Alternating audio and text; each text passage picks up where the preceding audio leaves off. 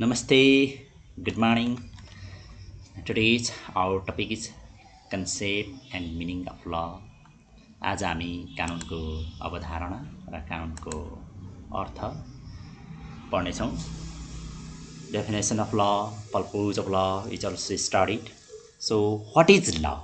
कानुन भनेको के हो त?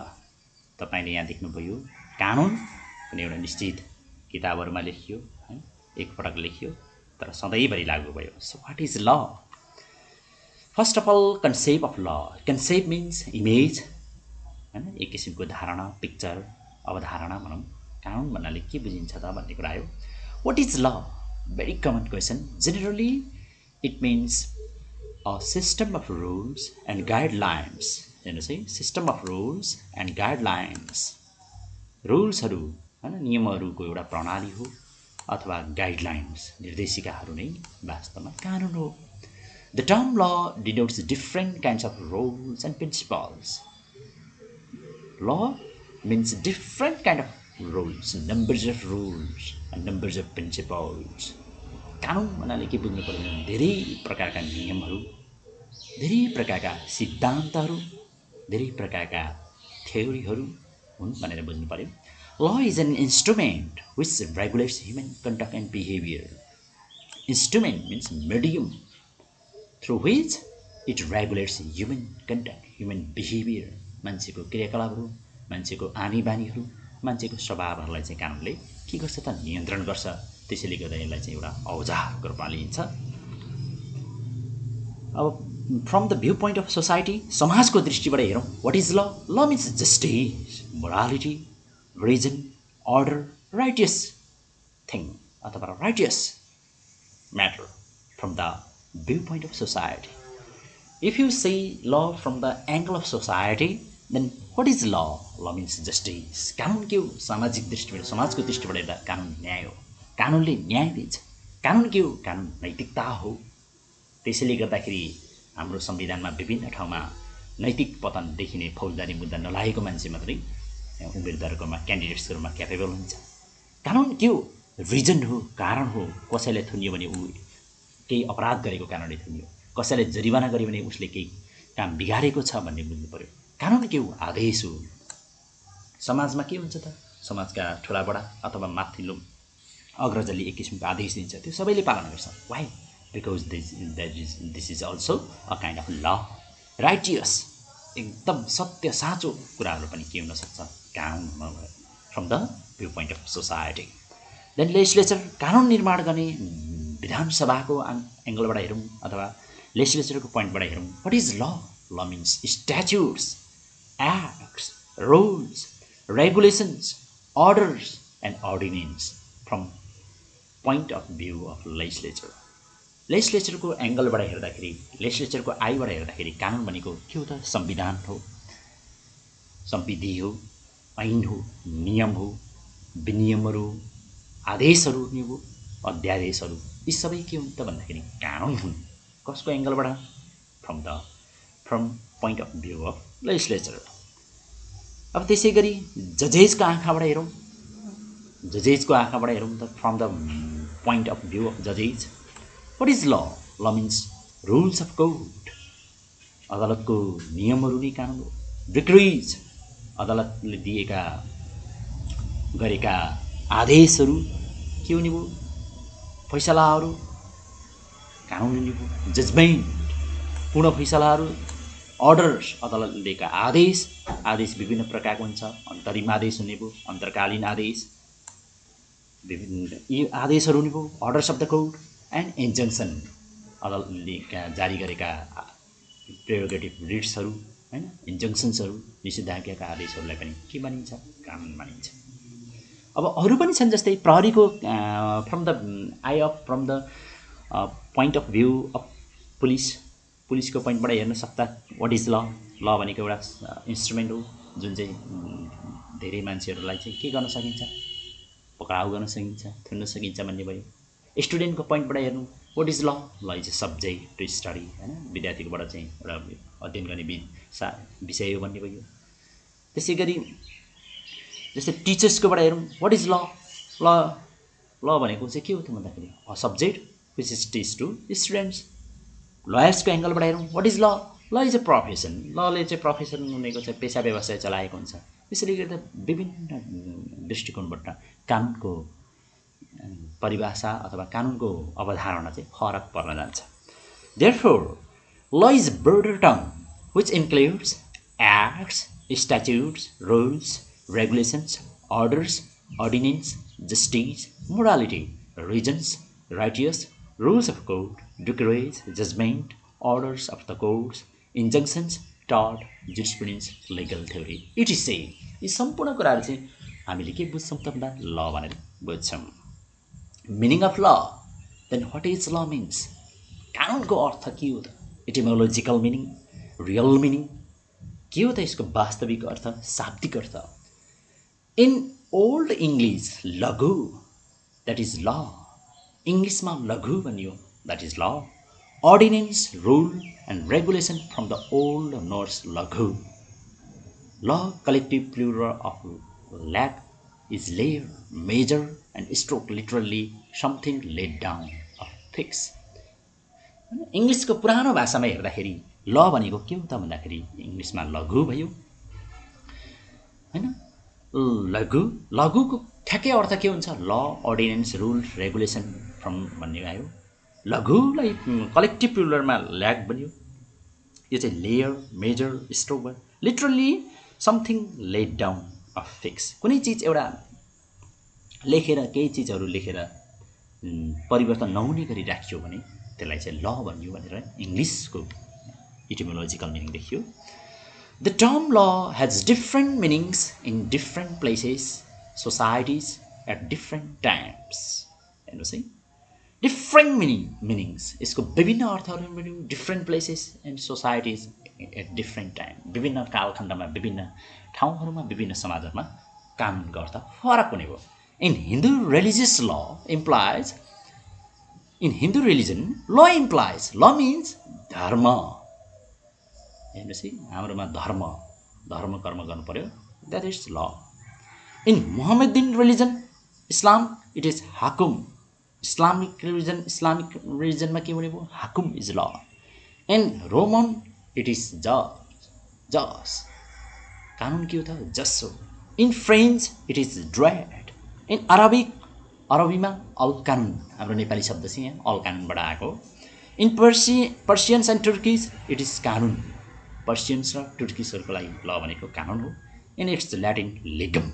हैन ल्याटिनमा चाहिँ के भनेको ल भनेको लिगम यो अर्थ देखिने भयो it varies from place to place in the sense adultery is an offence in इन्डियाको तपाईँको 497 सेक्सन पेनल कोडमा हेर्नुहुन्छ भने एडल्टरी इज अफेन्स एडल्टरी थाहा छ तपाईँलाई adultery a kind of sexual crime adultery while it is no offence in अमेरिकामा चाहिँ यो अपराध हुँदैन है फेरि हेर्नुहोस् law differs from religion to religion in the science personal law हैन धर्म अनुसार पनि ल फरक हुन सक्छ Hindu law Muslim law it is differ from one another Muslim लमा गाई काट्नलाई कुनै इलिगल मानिएन हिन्दू लमा के माने त गाई गोरु काट्नलाई illegal so it is different from religion to religion So meaning of law continue.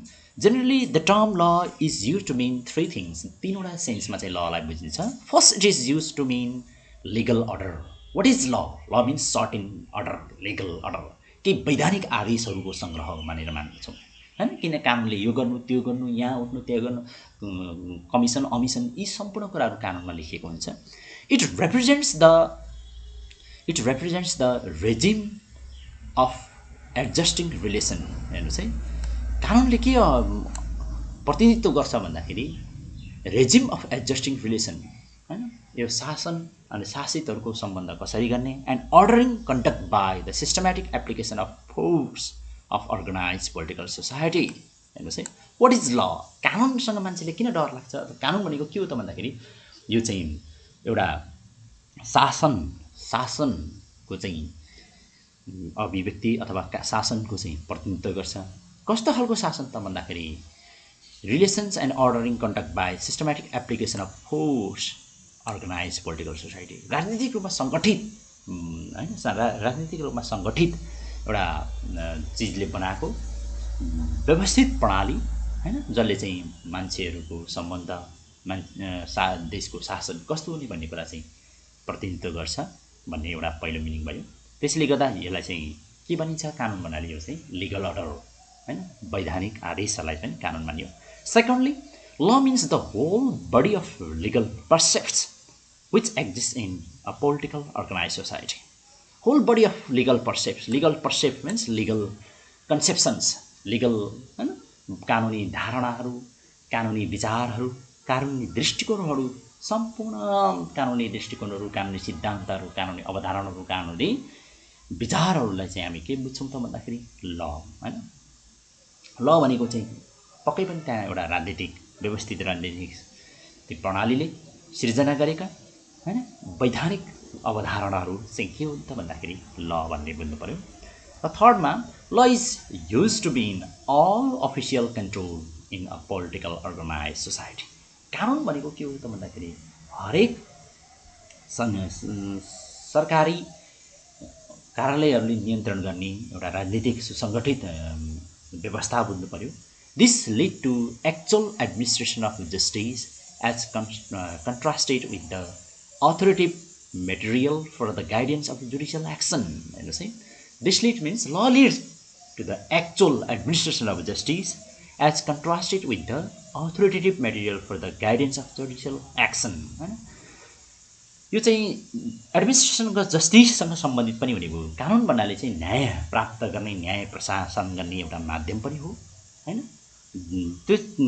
त्यसको रूपमा पनि एउटा कानुन भनेर बुझ्न सकिन्छ। So law in its nearest or strict sense the civil law or the law of land. साँघुरो अर्थमा चाहिँ नागरिक कानुन अथवा कुनै जग्गा भनौँ न कुनै पनि भूमिको कानुन, ल अफ ल्यान्ड, त्यो देशभित्रको मुख्य कानुन भनेर बुझ्ने हामी चाहिँ स्ट्रिक्ट सेन्समा बुझ्न सक्छौँ।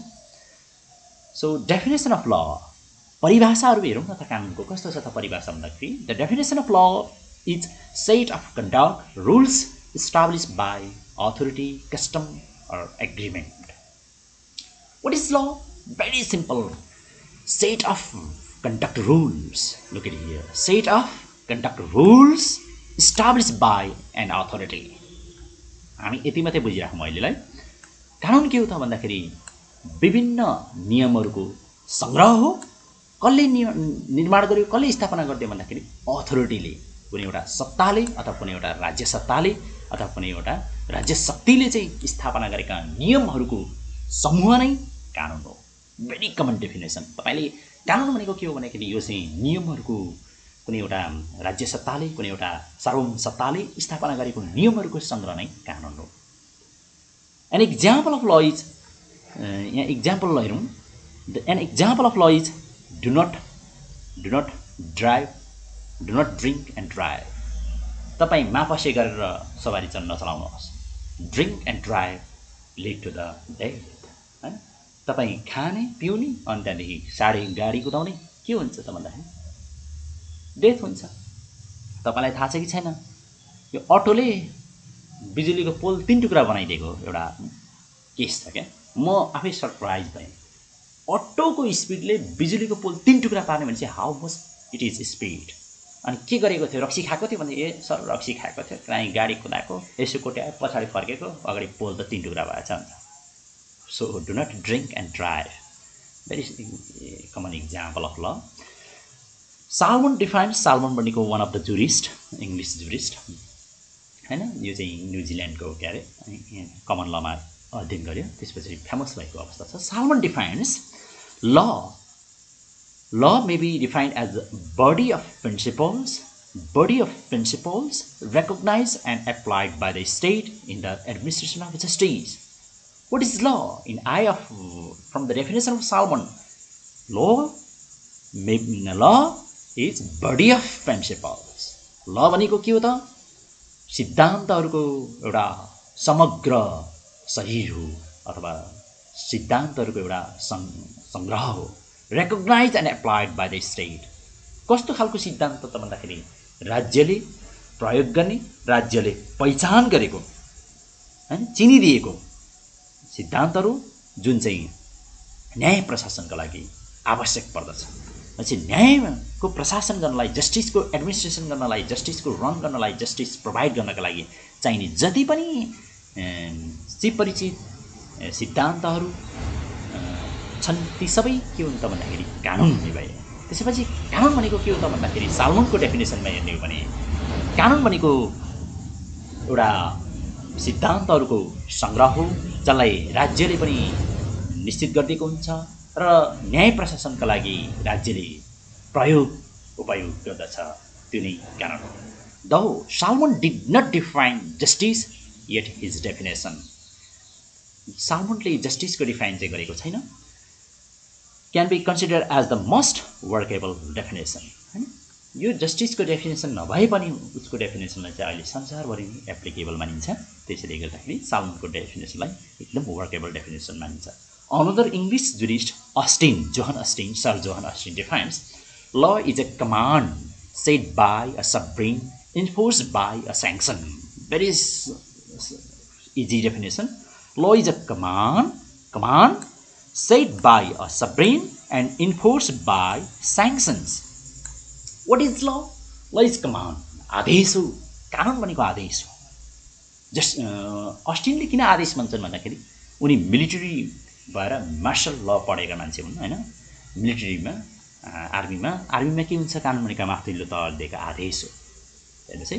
सो ल इज अ कमान्ड, कानुनमा आदेश हुन्छ। सेट बाई सब्रिन, कसले तयार गरिदिएको हुन्छ, कसले निर्माण गरिदिएको हुन्छ? सब्रिन भनेको सार्वभौम सत्ता, सर्वोच्च शक्तिले निर्माण गरिदिएको हुन्छ।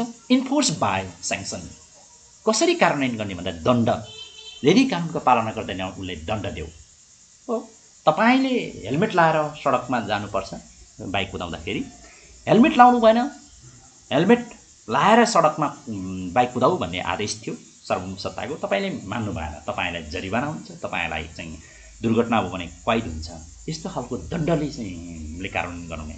So according to Austin what is law? Law is command, law is order, law is imperative command set by sovereign, created by supreme authority and enforced by sanction. Enforced by sanction means enforced by penalties, enforced by punishment, enforced means implemented by fine and जरिवानाहरूले पनि कार्यान्वयन गर्न सकिने भयो, त्यसलाई कानुन बन्यो according to Austin. Roscoe Pound sociological जरिस्टको Roscoe Pound हुनुहुन्छ। Roscoe Pound defines law is an instrument of social engineering. What is law? Law is weapons, law is tool, law is medium of social engineering. समाजको इन्जिनियरिङ गर्नका लागि हैन, समाजको निर्माण गर्नलाई, समाजमा सुव्यवस्थित समाज निर्माण गर्नलाई, समाजको चाहिँ संरचनाहरू निर्माण गर्ने एउटा औजार नै कानुन हो। जसरी एउटा प्राविधिक फिजिकल इन्जिनियरले घरको निर्माण गर्छ, सिभिल इन्जिनियरले सडकको निर्माण गर्दछ, हाइड्रोलोजीको इन्जिनियरले हाइड्रो पावर प्रोजेक्टको निर्माण गर्दछ, त्यसरी नै लले चाहिँ समाजको निर्माण गर्दछ। त्यसैले गर्दा ललाई के मानिन्छ त? समाजको इन्जिनियरिङ हो भनेर। Its function is to maximise the fulfilment of interest of the community and to provide the smooth running of the machinery of the society. So its function means function of law is to maximize fulfillment of interest of the community.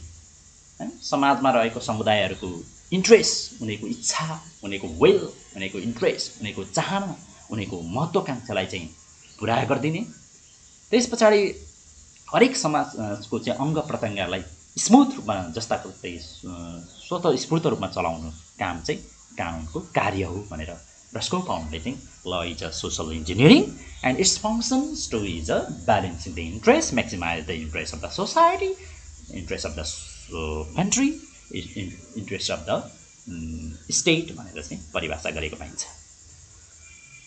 So हामीले यति पढिसकेपछि कानुनको परिभाषा बुझिसकेका छौँ। कानुनको उद्देश्य के हो त त्यसो भने? पर्पोज अफ ल, कानुनले के उद्देश्य राखेको हुन्छ भन्दाखेरि 4 principles. 1, establishing the standard, maintaining order, resolving disputes, protecting liberties and rights. So first, establishing standards. The law is a guidepost for a minimally acceptable behavior in society. Some activities, for instance, are criminal crimes because society has determined that it will not tolerate certain behaviors that injure or damage persons or their property. Law establishes standards. लले केही मापदण्डहरू सिर्जना गर्ने गर्छ। यसलाई चाहिँ यो मापदण्डहरूको track पनि हो मान्छेको बिहेभियरलाई, सोसाइटीमा के गर्न मिल्छ, समाजमा के गर्न मिल्छ, के गर्न मिल्दैन भनेर एउटा दिने ट्र्याक कसले दिन्छ त? कानुनले दिन्छ। कानुनको उद्देश्य पनि त्यही हो। समाजमा अपाच्य हुने क्रियाकलाप गर्न कानुनले दिँदैन। किन त भन्दाखेरि त्यसले पीडित व्यक्तिलाई मात्रै होइन कि सारा समाजलाई पनि असर गर्छ। त्यसैले कानुनको उद्देश्य के हो त भन्दाखेरि एउटा स्ट्यान्डर्ड, एउटा मापदण्ड स्थापना गर्नु पनि कानुनको उद्देश्य हो। मेन्टेनिङ अर्डर, हैन, piece and security maintaining order भन्छन्। शान्ति, सुरक्षा, अमन चैन, सुव्यवस्था कायम गर्नु कानुनको अर्को उद्देश्य हो। This is an offshoot of establishing standards. Some semblance of order is necessary in civil society and is therefore reflected in law. The law, when enforced, provides order consistent with the society's guideline. So law is social reflection भन्छ। कानुन के भन्दा सोसाइटीको इन्ट्रेस्टहरूको reflection हो, हैन। कानुनले जहिले पनि समाजको इन्ट्रेस्टलाई, सोसाइटीको भिजन्सलाई, सोसाइटीको निड्सहरूलाई चाहिँ रिफ्लेक्ट गर्छ। किन त भन्दाखेरि सोसाइटीबाट चाहिँ समाजबाटै भोट जितेर पुगेको मान्छे विधायक बन्छ, लेजिस्लेटर बन्छ। लेजिस्लेटरले ल क्रिएट गर्ने भएकोले मेन्टेनिङ अर्डर, समाजमा कसरी कुन किसिमको अमन चैन कायम गर्ने भन्ने कुरा स्थापना गर्नु कानुनको अर्को उद्देश्य हो। त्यसैगरी कानुनको उद्देश्य रिसल्भिङ डिस्प्युट्स। कानुनले के गर्छ त भन्दाखेरि हरेक व्यक्तिहरूको विवादहरूको समाधान गर्छ। Disputes are unavoidable in society comprises of the persons with the different needs, wants, values, views. विवाद किन उत्पन्न हुन्छ? Why disputes arise? Because different person have different kind of needs, wants, values, views. हैन, एउटा चीजमा चाहिँ आफ्नो दृष्टिकोण फरक हुन्छ, उसलाई आवश्यकता, उसको महत्त्व, उसको चाहिँ आकांक्षा फरक हुन सक्छ। त्यसले गर्दा मान्छे सोसाइटीमा हरेक परिवारभित्र पनि हुन सक्छ विवादहरू उत्पन्न हुन सक्छ। त्यस्तो विवादलाई के गर्ने त भन्दाखेरि the law provides a formal means for resolving disputes. हैन, लले चाहिँ कानुनले के गर्छ त भन्दा एउटा औपचारिक माध्यम स्थापना गरिदिन्छ त्यस्ता विवादहरूको समाधान गर्नलाई। त्यो सिस्टमलाई के भनिन्छ? द कोर्ट सिस्टम, अदालती प्रक्रियाद्वारा कानुनले चाहिँ विवादहरूको समाधान गर्छ। सम्पूर्ण विवादहरूको समाधान गर्ने हो। Protecting liberties and rights. कानुन किन चाहियो त? मान्छेको स्वतन्त्रता, मान्छेको हक अधिकार, मान्छेको स्वाधीनताको सुरक्षा गर्नका लागि कानुन चाहियो। त्यसैले गर्दा कानुनको उद्देश्य के हो? स्वाधीनता सुरक्षाको उद्देश्य गर्ने हो। The constitutions and statutes of the United States and its states provide various liberties rights. हैन, हरेक कन्ट्रीको यही हो। यहाँ युएसएको लेखो one function of law is to protect these various liberties and rights from violation, unreasonable intrusion by persons, organization or government. कानुनको उद्देश्य के हो भन्दाखेरि मान्छेको लाइफ, लिबर्टी, प्रपर्टीको सुरक्षा गर्ने हो। कसरी त भन्दाखेरि त्यसको चाहिँ भायोलेसनबाट जोगाउने, अनरिजनेबल इन्ट्रुजनबाट जोगाउने, इन्फ्रिन्जमेन्टबाट जोगाउने अथवा अतिक्रमणबाट जोगाउने चाहिँ कानुनको उद्देश्य हो। आज यति नै गरौँ। नमस्ते। कस्तो लाग्यो क्लास? कमेन्ट गर्नुहोला।